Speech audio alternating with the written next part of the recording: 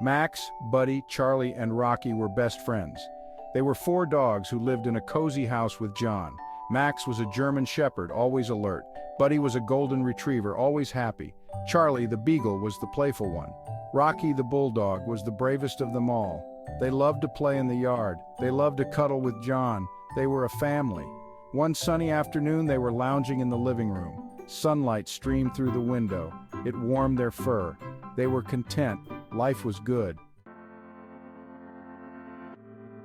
John took good care of them. He fed them delicious food. He took them for walks in the park. He played fetch with them. They loved their walks. Sniffing exciting smells was their favorite. John always gave them treats. The dogs loved John very much. One day they were on their usual walk. The park was bustling with activity. Children were laughing and playing.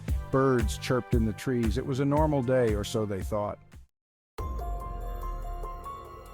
Soft wine. Max, with his sharp senses, noticed something unusual. A man in a dark coat was lurking near the bushes. He was looking around nervously. Max found it suspicious. The man's behavior was out of place. Max whined softly, trying to get Buddy's attention. What is it, Max? He could tell by Max's stance that something was wrong.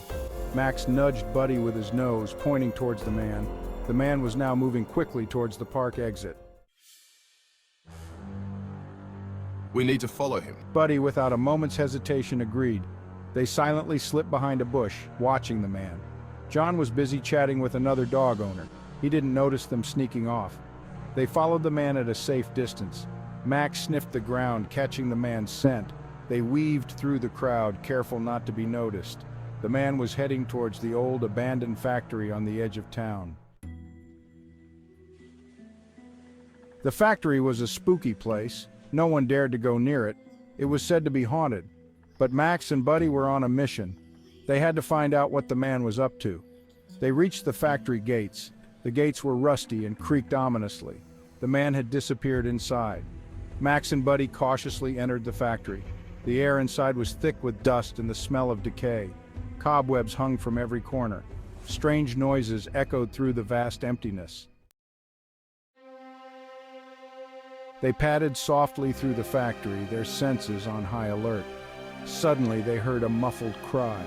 It came from a room at the end of the hallway. Peeking through a crack in the door, they saw the man. He had tied up a man in a white lab coat. Max and Buddy recognized the scientist. They had seen his picture in the newspaper that morning. John had left it on the floor. The headline read, "Local scientist goes missing. It was a kidnapping."